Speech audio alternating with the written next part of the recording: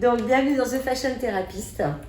Voilà, pour la 3e édition, c'est un live que j'ai voulu créer pour vous présenter les personnalités du secteur de la mode, pour vous les présenter, pour que vous les découvriez peut-être d'une façon un peu différente. Et aujourd'hui, j'accueille Jeanne Friot. Jeanne, que je connais donc déjà depuis que j'ai rencontré il y a 2 ans et demi, et c'était grâce à une personne que je vais nommer, c'est Kevin de la jolie marque Eagle Lab. Oui. C'est grâce à eux que je t'ai rencontrée, j'en suis vraiment ravie. Et donc, tu avais créé ta marque en 2020. Et donc, nous, on est partis dans un travail effectivement de développement, d'accompagnement, etc. Tu es créatrice de mode. Oui. Hein, c'est une marque de mode non genrée, qui porte aussi un message raisonné, puisque c'est une marque qui est faite à partir de dead stock, donc de stock dormant. Donc ça veut dire que ça limite un peu la création de tes produits, mais en même temps, ça permet de consommer différemment. Donc tu es extrêmement impliquée, tu fais tout à Paris dans ton atelier, donc c'est Made in France. Et puis, je pense qu'avant tout, tu es fashion activiste. Donc tu crées pour ta communauté depuis 5 saisons déjà.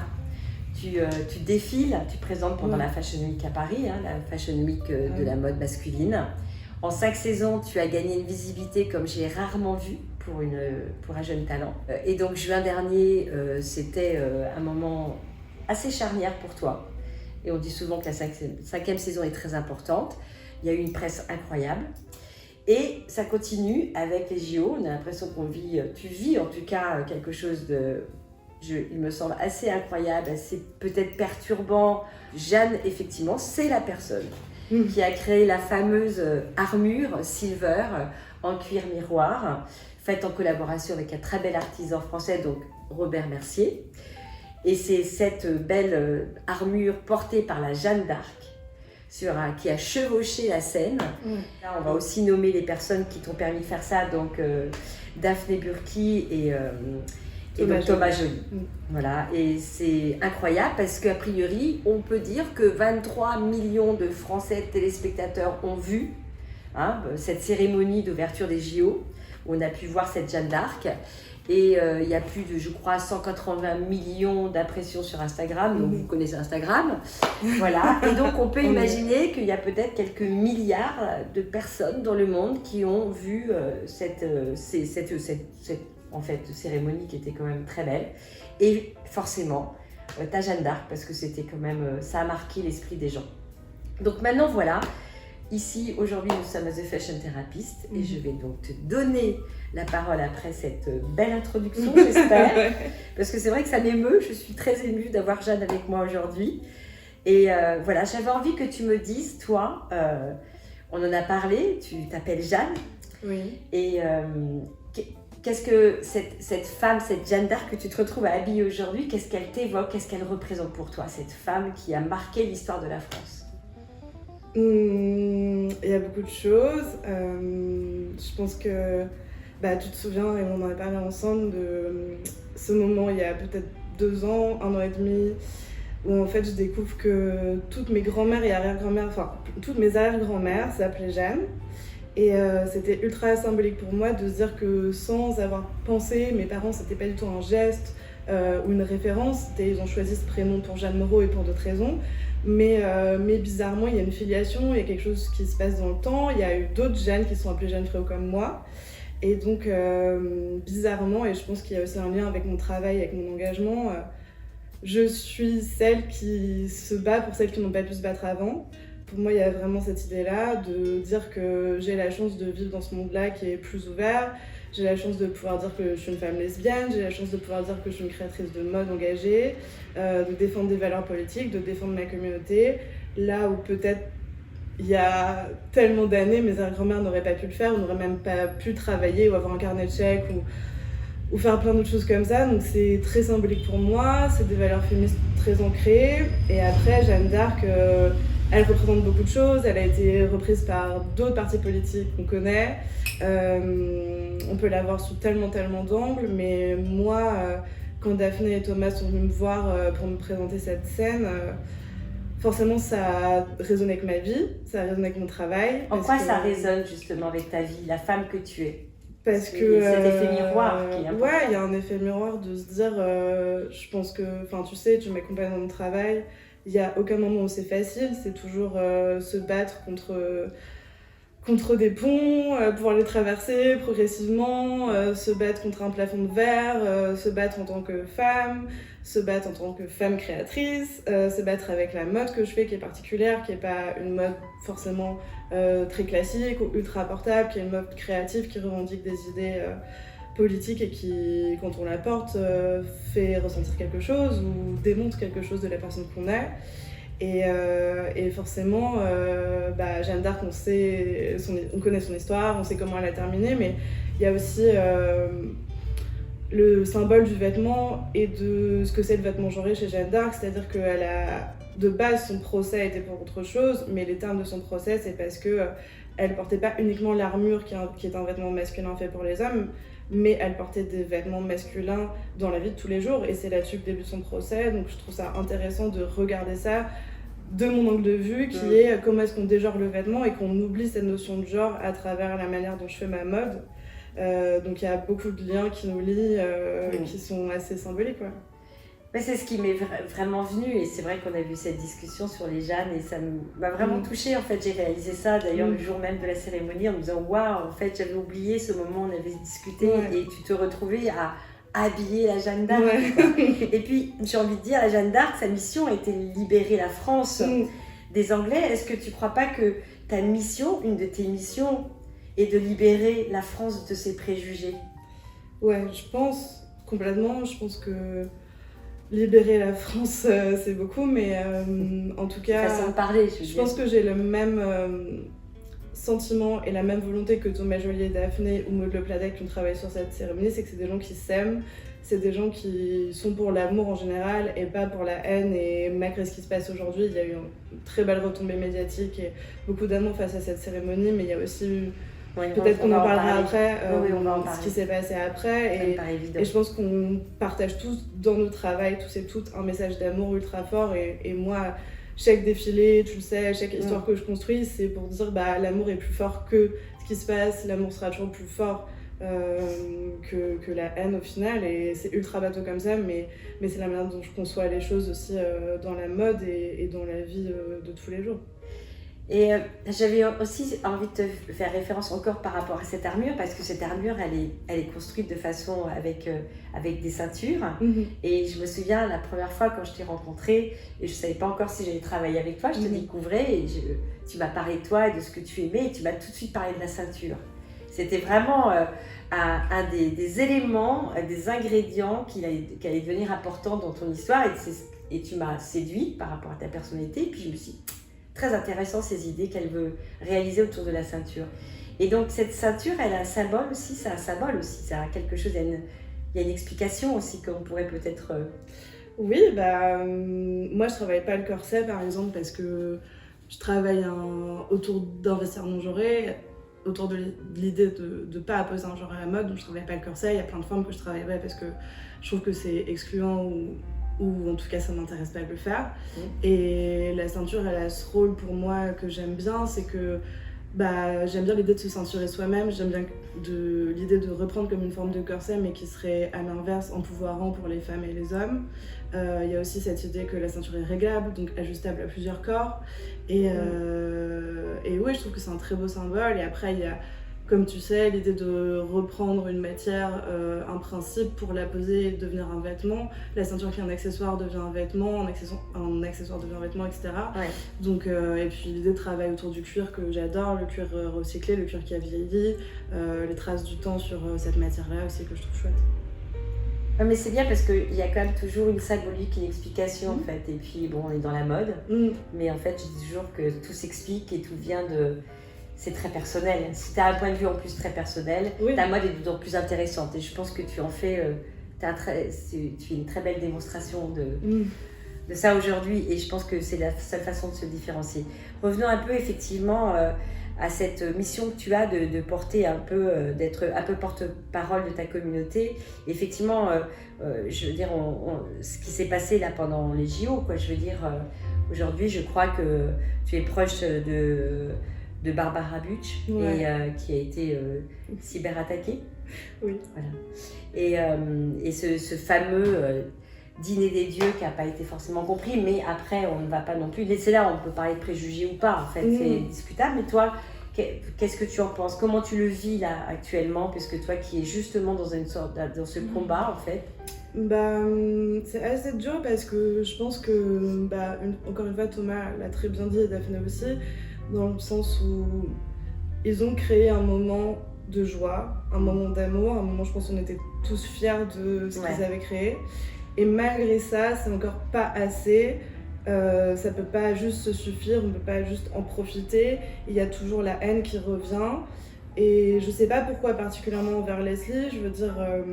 Enfin si, on sait pourquoi, mais ça aurait pu être envers d'autres personnes plus profondément. Mais bizarrement, Leslie, qui a toujours subi ce cyberharcèlement et toujours subi ces attaques, et encore une fois, la Marianne du cœur de ce moment-là, et je trouve ça d'autant plus déplorable parce que je pense que vraiment on aurait pu faire sans.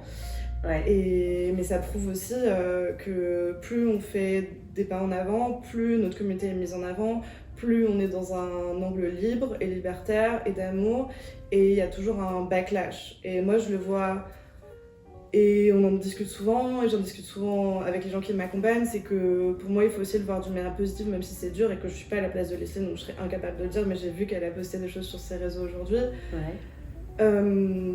Quand la haine est d'autant plus véhémente, c'est qu'on avance parce qu'on est visible et parce qu'on est présent, et qu'en fait si on ne l'était pas, il ne se passerait pas ce backlash. Et malheureusement, on fait les frais du fait que la société avance et que de plus en plus on sera dans l'espace public, on occupera pas que l'espace public mais aussi l'espace médiatique, et ceux qui ne sont pas d'accord ou à qui ça ne convient pas, malheureusement, eh bien peut-être qu'il faut s'occuper d'autre chose et travailler à autre chose de leur côté, parce que ça va être de plus en plus comme ça et il faut qu'ils l'acceptent. Et même s'ils ne l'acceptent pas, ça sera comme ça. Ça sera comme ça. Et je pense que, alors justement, dans ton rôle, et parce que je voudrais revenir donc à effectivement cette mode, la mode est un médium, et je trouve que toi, je pense que ta mode ne pourrait pas exister sans un message. Non. C'est indissociable pour toi. Et j'aimerais que tu me parles quand tu as justement, à quel moment tu as eu envie que cette mode, est-ce que tu as décidé de faire de la mode pour que ça soit un médium, ou est-ce que tu as, par passion, et tu aimais la mode en premier lieu, et tu t'es rendu compte qu'à un moment donné, il y avait la possibilité d'en faire un médium pour justement ton combat. Mais commençons par, comment ça s'est devenu cette envie de mode, déjà dans ton parcours et dans ton histoire? Je pense que c'est un peu entremêlé, mais je sais que j'aimais profondément la mode depuis que j'ai 4 ans, quoi. Mais je pense que c'est grâce à mes grands-mères, vrai. Parce que j'ai eu 2 grands-mères qui étaient pas du tout dans le même style, mais qui avaient cet amour de la mode. J'avais une grand-mère qui était plus en Burberry, avec du tartan et des kilts super longs, habillée tout en bleu marine, qui adorait Chanel, qui adorait Jourdain, qui adorait des choses plus classiques, mais qui m'a appris à regarder comment on fait un objet de luxe, à regarder comment c'est fait, à apprécier que ça soit bien fait. Et j'avais une autre grand-mère qui était plus Sonia Rykiel, plus Mugler avec des grandes épaules, des bijoux dans tous les sens, et une autre personnalité aussi. Donc je pense que j'ai d'abord eu ce premier regard par elles, par comment elles aimaient la mode, par comment elles s'habillaient, ce qu'elles m'ont passé aussi de ce goût-là. Et puis après j'ai grandi dans la culture, donc je voyais des gens habillés d'une certaine façon, et puis j'ai fait ma culture à moi, et au bout d'un moment on s'est posé la question de qu'est-ce que j'ai toujours su que je voulais faire ce métier, mais j'avais plein de passions, j'adorais la littérature, enfin j'adore la littérature, j'adore le cinéma, j'adore la peinture, j'adore l'art en général, et puis la question c'était qu'est-ce qu'on fait de tout ça, et finalement plus j'avançais, plus je trouvais que ce médium de la mode, en fait, il englobait toutes mes passions, parce que la mode, c'est à 360, c'est pas juste un vêtement, c'est partager une histoire. On a la chance d'avoir ce moment du défilé, du podium, qui rassemble et la musique, et une vision, et une histoire, et des gens qui le portent. Donc c'est vraiment, je me suis dit à ce moment-là, c'est ce médium-là qui va me permettre d'englober tout ce que j'aime et pouvoir partager une vision qui n'est pas juste du vêtement, en fait. Et est-ce qu'il y a eu justement un moment où ça a basculé, où tu t'es dit ok, ça peut être un médium, mais est-ce que dans ton histoire, il y a eu un événement particulier qui a fait que tu as senti qu'il fallait que tu fasses quelque chose par rapport à ta communauté? Parce que toi, tu as été élevée dans une famille très ouverte d'artistes, de création. Ta maman est coach dans la musique, ton papa est un artiste, il travaille dans la musique aussi. Donc, tu as eu la chance d'être entourée de gens très ouverts et on peut l'entendre même par rapport à tes grands-mères. Et en fait, donc, qui ont dû t'accueillir dans ta singularité, dans ta différence, dans la femme que tu es. Qu'est-ce qui a fait? Est-ce qu'il y a eu des éléments, des événements précis où tu t'es dit, là, il faut faire quelque chose et je peux peut-être être la personne, ou en tout cas, sans aucune prétention, bien sûr, tu as senti que ça allait devenir peut-être une mission où tu t'es dit, je vais faire quelque chose. Est-ce que tu pourrais parler de ça, en fait, des événements qui t'ont peut-être blessé, peut-être qui ont ouvert quelque chose et qui ont fait que non, c'est pas possible, on peut pas continuer comme ça. Je pense que ouais. Je sais, quand j'ai commencé à faire de la mode, c'était à l'école du Perret. Et c'était une école qui était ultra libre dans le sens où on n'avait pas à choisir homme, femme, on parlait plus d'art plastique que de mode. C'est aussi ce moment-là où moi j'ai découvert la nuit queer, où j'ai découvert tout ce monde-là. La nuit queer? Ouais. Et j'aimerais que tu redonnes la définition de queer parce que je trouve que c'est intéressant. Parce que j'ai regardé moi-même encore la définition et je suis waouh, c'est hallucinant quoi. Queer, ça vient de l'anglais qui veut dire sale, bizarre, étrange. Différent. Il y a tellement de définitions à donner, mais j'essaie de faire simple et efficace. C'est un mot qui était une insulte envers notre communauté, que notre communauté a repris pour dire en fait ce dont vous nous traitez, on se le réapproprie pour en faire quelque chose de positif. Encore une fois, c'est quelque chose que j'essaie de faire de mon travail. Tout à fait.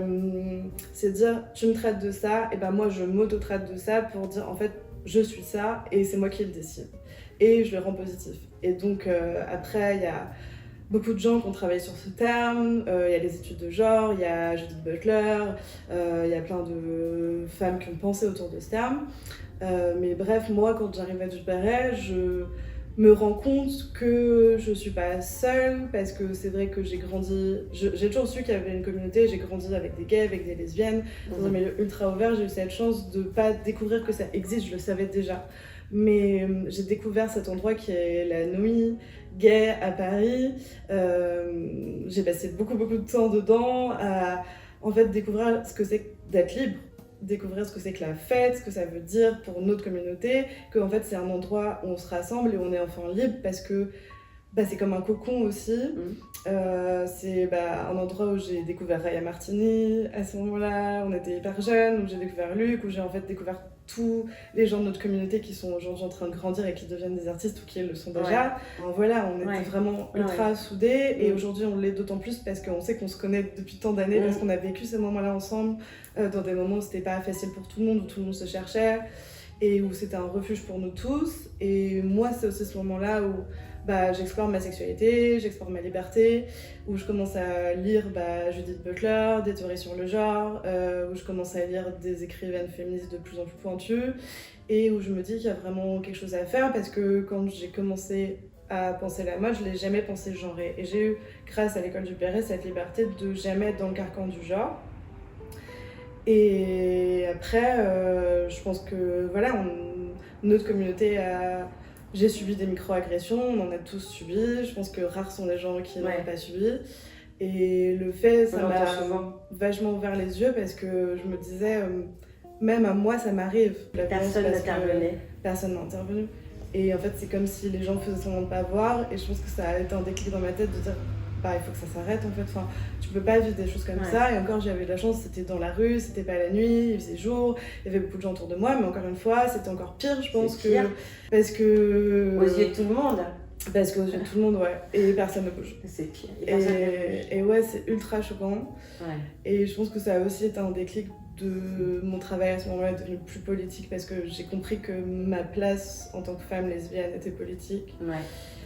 Et que c'était obligatoire.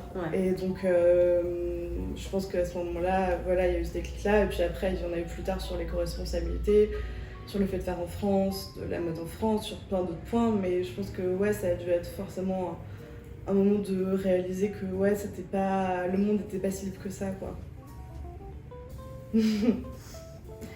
Ça me touche beaucoup. Merci. Merci de ce très très beau témoignage, Jeanne, vraiment. Et ouais, je suis très touchée. Et je pense que les gens ne mesurent pas en fait tout ce chemin et ce parcours qu'il faut vraiment et subir et vivre et les obstacles.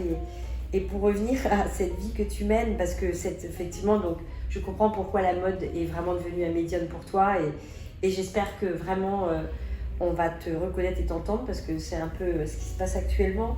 Donc, et en fait, j'ai envie que tu ailles encore plus loin, effectivement.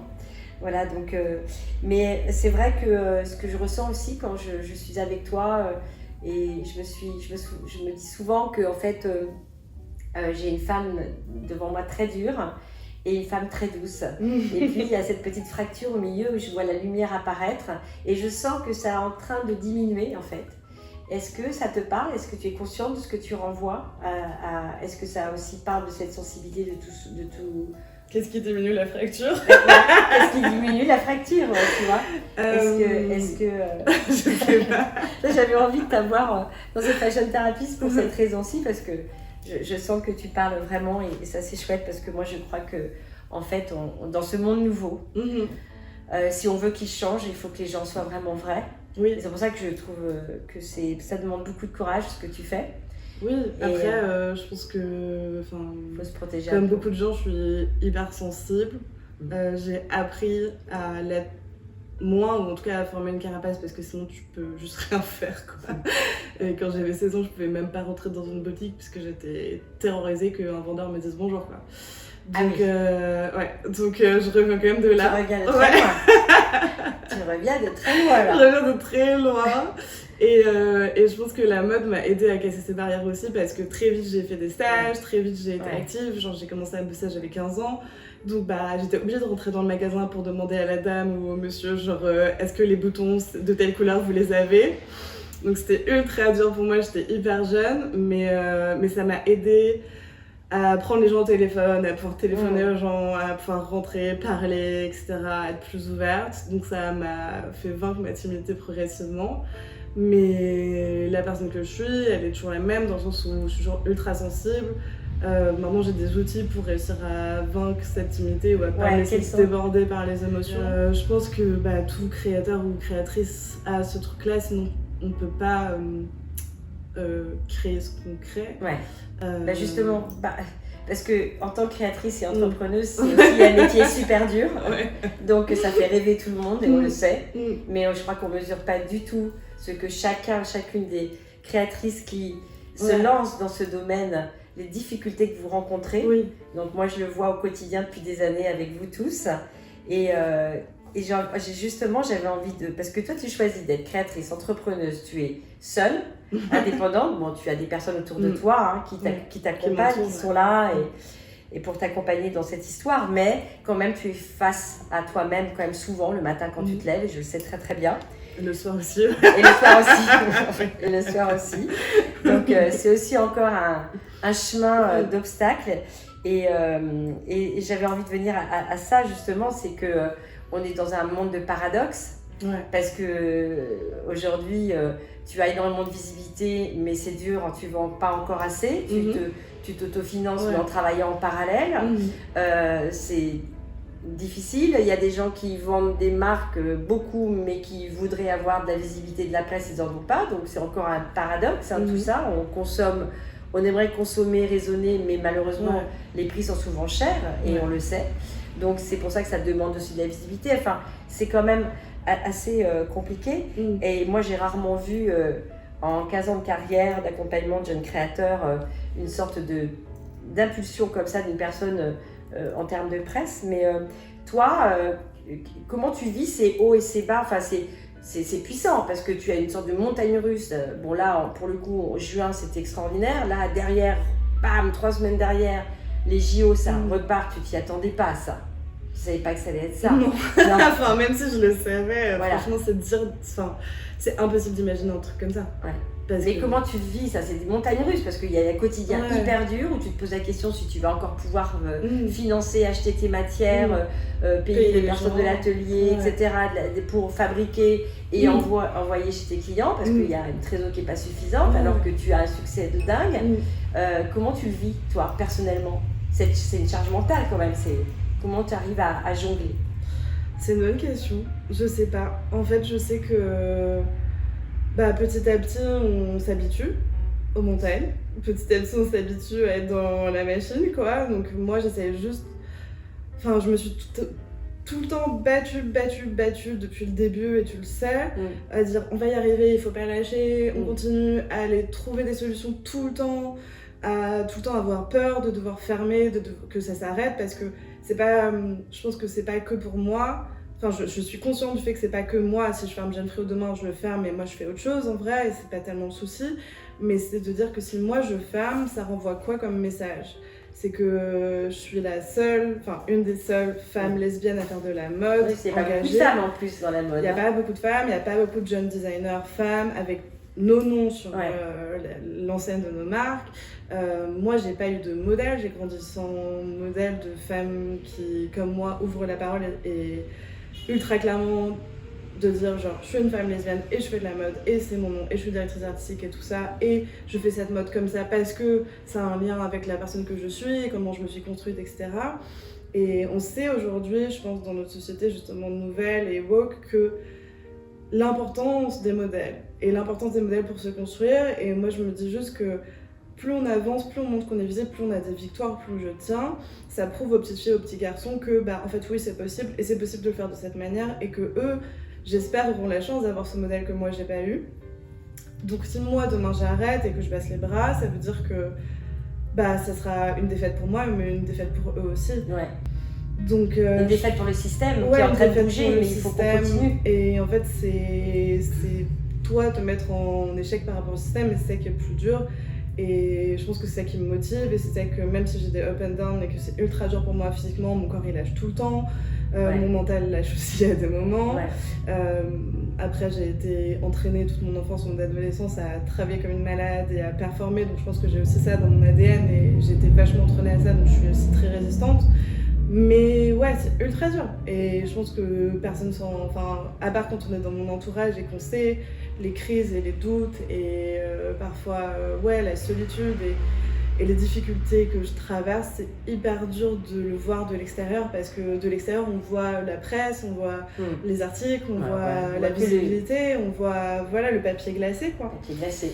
Et un monde d'apparence. Mais derrière, il y a tellement de travail, il y a tellement d'acharnement, il y a tellement de ne pas lâcher prise, il y a tellement de concessions aussi sur ma vie personnelle, sur ma vie familiale, sur le fait de ne pas me rémunérer parce qu'aujourd'hui il y a très peu de créateurs à mon niveau qui se rémunèrent, c'est impossible, on rémunère le peu de gens qu'on peut, il y en a beaucoup qui sont là et qui nous aident parce que c'est nos amis, notre famille, parce qu'ils ont envie de faire partir du projet et de le porter, mais je veux dire, comment on vit sans argent, encore plus quand on est une femme dans cette société, c'est ultra compliqué mentalement, physiquement, sur plein de points. Mais il y a ce projet qui donne des ailes parfois, qui est parfois difficile. Et quand il y a des moments comme le défilé qui se passe hyper bien, ou les Jeux Olympiques, où on a genre une plateforme de dingue et c'est une histoire incroyable. Et je pense que ça porte. Et moi aujourd'hui, j'essaie juste et tu le sais, d'être focus sur le positif. J'essaie de prendre le positif, j'essaie de garder les énergies positives pour me dire voilà ça va aller et je sais pas pourquoi genre depuis quelques saisons je suis un peu plus calme parce que je me dis c'est vrai on va s'en sortir en fait j'ai déjà vécu tellement de fois que encore une fois je le referai et 15 fois s'il faut et je sais pas peut-être qu'à un moment j'en aurais marre et je dirais stop c'est trop pour moi il faut que je pense aussi à moi mais justement, j'avais envie de te poser cette question parce que c'est vrai que les acheteurs ne comprennent pas encore complètement la mode non genrée, donc ils achètent encore peu, mais donc il faut que le système bouge. Mais si le système ne se plie pas à ton message, est-ce que toi, tu serais prête à te plier au système? Tu sais que non. Je voulais juste l'entendre. Elle voulait juste avoir la confirmation. Parce que je pense qu'aujourd'hui, la différence, c'est d'être différent et singulier. C'est la seule façon de se déployer en tant que nouvelle marque aussi. Et je pense qu'il faut des personnalités aussi comme toi, il faut des messages très forts, parce qu'on a vu beaucoup de choses dans la mode, donc c'est pour ça que... Mais je veux juste que tu me le confirmes, parce que je ne le voyais pas autrement. Voilà. Non, moi non plus, je le vois pas autrement. Si je le voyais autrement, je serais sûrement riche aujourd'hui. Ouais. C'est la seule différence. Mais c'était ça, c'est ce que j'avais envie de dire. Est-ce que tu es prête de fabriquer, créer des choses plus classiques? Tu vas me dire non, c'est pas moi. Déjà, il y a non, je ferai pas de concession sur ma créativité, ça tu le sais. Et il y a non, je ferai pas de partenariat avec des gens qui n'ont aucun sens pour moi et pour la marque et qui sont pas des alliés aussi. Enfin, après, il faut penser... qu'il y ait vraiment des valeurs en commun. Il faut qu'il y ait des valeurs en commun, il faut que ça fasse sens. Après, on sait très bien, il faut réfléchir à l'argent, comment il est réparti. Tu le prends du mauvais pour le répartir pour le bon. Enfin, il y a plein d'autres manières de penser. Il ne faut pas juger vachement les gens là-dessus. Mais en tout cas, moi, je veux être alignée et je serai heureuse que si je le suis entièrement. Je ne pourrais pas faire d'autres concessions. Enfin, c'est pas possible. C'est impossible. Non, c'est pas possible. Je suis comme ça. C'est ma personnalité. Et moi, c'est ce que j'aime comme personnalité, c'est des gens quand même qui ont une vraie posture pour moi. Et comme tu dis, c'est l'alignement en fait. Ouais. Et c'est quand on a trouvé, c'est quand on aligne les étoiles, c'est les astres en fait, et tout se déploie, mais ça met du temps aussi dans la mode. Hein. Ça met du temps, ça met beaucoup de temps, et en même temps, je pense que c'est là où je suis la plus heureuse, par exemple sur les Jeux Olympiques et sur la Jeanne d'Arc, c'est que je remercie tellement Daphné, tellement Thomas et toute cette équipe de m'avoir donné cette opportunité, mais aussi de l'avoir fait en totale liberté. À aucun moment ils m'ont dit il faut que tu fasses ça, à aucun moment ils m'ont bridé dans ma créativité, ils m'ont juste... Enfin, il y a rarement des moments dans une vie où on vient de chercher parce qu'on sait pourquoi on vient de chercher, et on vient de chercher pour une raison particulière qui est plein de choses je pense de leur côté, mais aussi ce travail de la ceinture. Vraiment mon ADN est de dire voilà, on te donne ce moment-là et ont respecté ton ADN. Carte blanche et il n'y a quasiment aucune contrainte. Enfin, donc ça s'appelle être respecté dans son intégrité. Ça s'appelle être respecté dans son travail. Et c'est des moments merveilleux en fait, parce que c'est rare tout comme ça. Oui. En fait. Et je pense qu'en fait c'était tellement comme ça, genre tout s'est passé tellement de manière fluide, on a eu quelques merdes mais je veux dire très peu. Et puis c'était un travail tellement long que se projeter c'était difficile, et puis même quand on te raconte une scène comme celle que vous avez vue, je pense que dans l'imaginaire de personne ça peut ressembler à ce que ça ressemble à la fin. Donc c'était... Mais à voir c'était vraiment... Mais à voir c'était magique, et je pense que moi c'est vraiment comme ça que j'ai envie de travailler, c'est avec les bonnes personnes qui savent pourquoi ils sont là et qui laissent libre cours à cet espace qui est créatif. Donc ça vient valider ta posture. Oui, complètement. Et on a besoin aussi de validation tout au long de notre chemin en fait. Parce qu'on a des moments où on baisse les bras et il y a quelque chose qui vient nous rattraper et dit non mais je suis dans la bonne direction, je continue et j'y vais. Et c'est vraiment ça en fait. C'est exactement ça, je pense. C'est comme les athlètes aujourd'hui. C'est vraiment pour moi, je pense du coup avec les JO, c'est une actualité. Les athlètes, c'est vraiment se battre et rester toujours performant et dans une compétence, C'est marrant parce que je pensais exactement ça quand je regarde comment les athlètes s'entraînent, etc. On sait comment ça se passe pour le training, mais en fait, faire de la mode, c'est pareil. C'est pareil. J'arrête pas de faire des parallèles en ce moment. C'est la même chose, je veux dire, moi, progressivement, et je suis encore très mauvaise à ça, parce que je suis quelqu'un ultra désordonné, même si je suis ordonnée dans mon travail. J'aime bien boire des coups, j'aime bien manger, j'aime bien faire la fête et tout. Mais je veux dire, aujourd'hui, j'ai une hygiène de vie, je fais du sport pour ma tête, pour mon corps, sinon je sais que je vais péter des plombs, je m'oblige à y aller tant de fois par semaine, j'ai aussi, tu sais, parce que j'ai une endométriose, arrêter le gluten, arrêter plein de trucs, toute mon hygiène, elle est aussi basée pour être performante de mes journées et sur les défilés et après et avant. Maintenant, je connais les gestes à faire pour que mon corps lâche pas et mon mental non plus. Ça veut pas dire que ça n'arrivera pas, mais en tout cas, c'est la même manière que j'imagine eux, mais en x10, ont leur entraînement et leur préparation avant un moment comme ça, quoi. Donc, il y a clairement des parallèles. Ah ouais, c'est hyper... Enfin, je m'en suis rendu compte, j'ai fait plusieurs posts à ce sujet, en me disant, mais c'est fou, quoi, on peut vraiment avoir une comparaison entre votre périple d'entrepreneur et c'est sûr. Et d'athlète, quoi, en fait. Bon, en tout cas, on est vraiment dans le sujet, Et j'ai envie de te poser une question. Je pense que le temps passe, je me rends pas compte. Et c'est chouette. Et en tout cas, c'est super et merci. Mais j'avais envie de te poser quand même une petite question. Si tu n'avais pas été créatrice de mode, qu'est-ce que tu aurais fait? Qu'est-ce que tu ferais aujourd'hui? Ou est-ce que... Voilà. Je pense que j'aurais fait de la peinture ou alors j'aurais écrit. Ouais. Pour porter encore un message. Ouais, sûrement. Mais j'aurais bien aimé passer mes journées à écrire comme j'aurais bien aimé passer mes journées à peindre, quoi. Donc, ce serait pareil. Ouais. D'une autre manière, mais ça serait pareil. D'accord, ok. Donc je te remercie, c'est chouette de t'avoir eu là. Merci à toi. Et je sais que c'est un moment charnière. Oui, j'espère. Voilà, tu pars en vacances, j'espère. Un petit peu, bientôt. Pas de suite. Pas de suite, j'imagine. Bon, en tout cas, merci à toi. Merci Patricia. Merci vraiment, ça me... C'est chouette. Je t'embrasse.